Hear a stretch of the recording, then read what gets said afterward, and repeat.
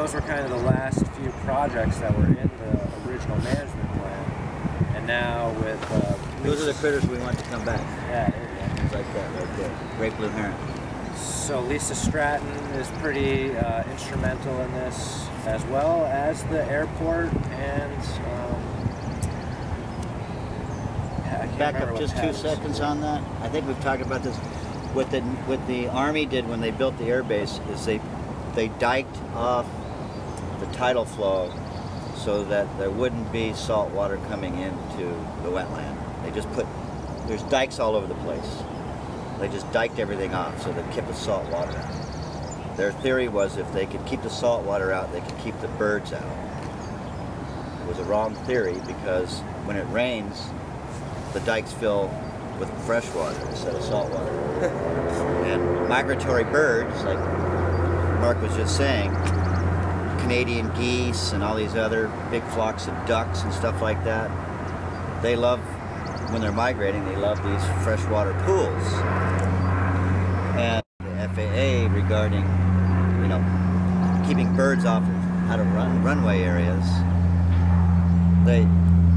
we said we got to bring the tidal flow back to make this ecosystem function, and they say no because you're going to bring more birds in. And so they had the $2 million bird study, and the bird study found out that the saltwater birds, the more coastal birds, marine shore birds, they fly just like that heron by themselves. They take off really low, and they're not that big of birds compared to Canadian geese and big ducks and flocks of ducks and stuff. So they were wrong in diking the place off in the first place, the Army was. So, but to prove that to the FAA, they had to do this $2 million bird strike. And then the other important thing too is when you do something that radical, and this goes on Santa Cruz Island and stuff like that, when they took the cows off too fast, rather than just do a whole huge, you know, berm removal and tidal basin reintroduction, they did one little wetlands in those other airports. It all started with, this is the map of the, if you guys want to take a look at this, this was color-coded for us when we were doing the planting, but you can see all these little circles in here with these numbers. Those are all the different elevations within things. Like, so this is all one here, S, but then you have all these other little ones. These are the things that we had to circle with tape, because they're all different little mini habitat types within this whole section right here. This actually goes like, would be like that. Here's the university up here. And then there's the berm we'll go down to down there, so this is the area here. We're right next to Area K over there. That's Area I. How they've got these names, I don't know, but you guys can take a look at that if you want. This plan was modified.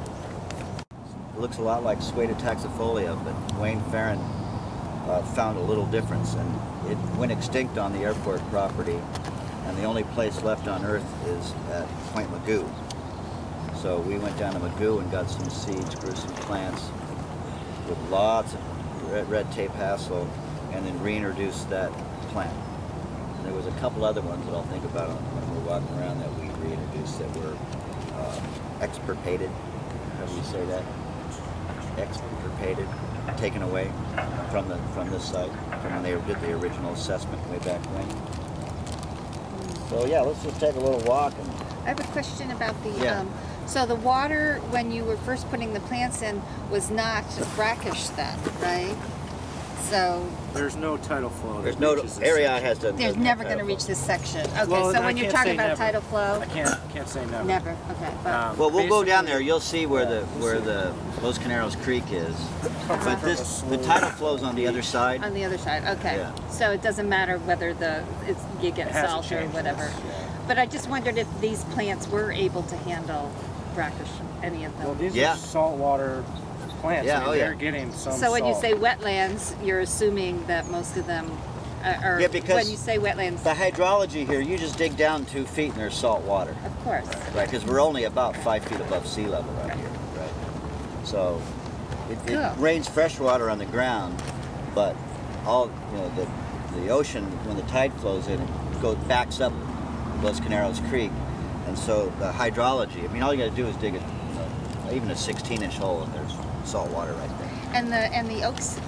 Creek lagoon restoration, and we might need 3 or 4 employees to help do that. A lot of seed collecting and lots of salvaging.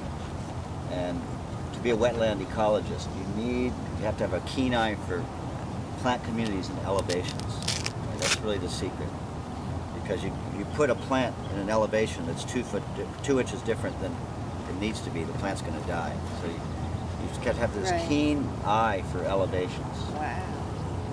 That's wild. Of course, the best time to check is in the middle of the winter time, right? You walk around and you've got a pool here and there's no pool there, and there's a pool here and there's no pool there, right?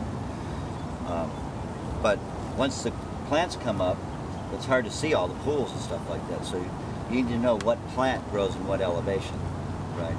There's just minute little, sometimes there's a ½ inch difference from one plant community to the next.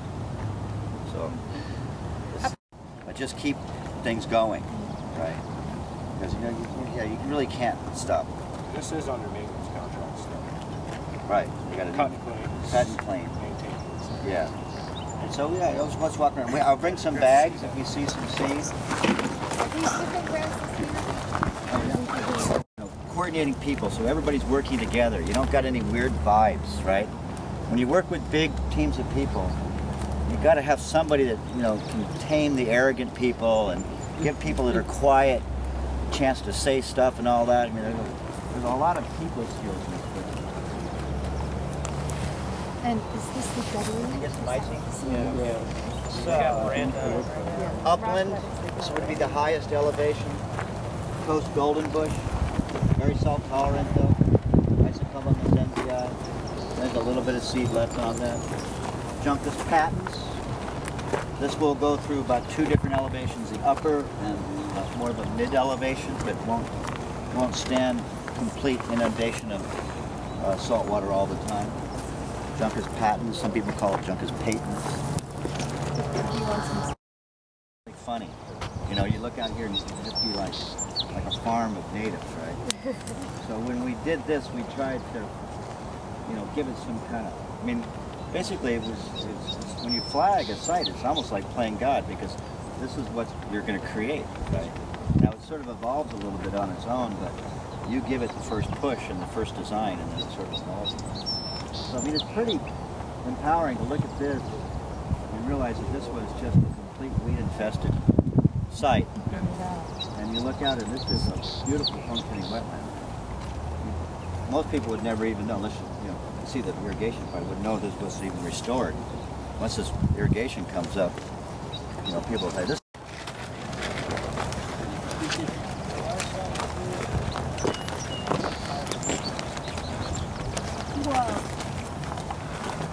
Atroplex lentiformis, the quail bush. We have this at City College at the Life Fitness Center, and you can see it has much bigger leaves on it. This is more of a local genotype, just to this little area right here. A really hard plant to grow in the nursery. If you overwater it, you'll kill it. It's a very, very tricky plant. So it's not a different species from the... Yeah, it's just a little local genotype. Genus, it's a different genus. It's just a local genotype. It's still the same Atroplex lentiformis, and nobody's reclassified it subspecies something. Okay. It could be if somebody took the time to do it. Because it needs the water, right? It needs the water, moreover. And we did a lot of ethnobotanical stuff. Thinking that someday Native Americans would want to use this for basket weaving and stuff like that. This is a plant that's pretty rare now. And there's that Buffonius, I think. This Juncus Buffonius, this one in here, I think. Or this is a Carex. Low spot.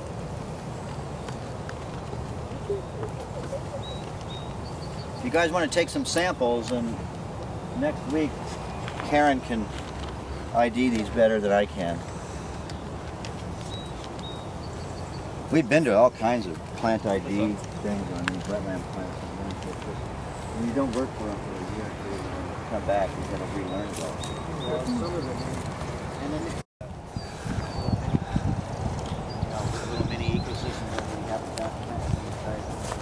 goes off the main line, goes into 1-inch pipe with a timer and a pressure reducer, and then it goes to a cross with a slip, cross tees, right, with a slip to 1/2 inch drip. Really nicely designed irrigation system. Laid on the top of the ground, not buried because someday it'll get removed.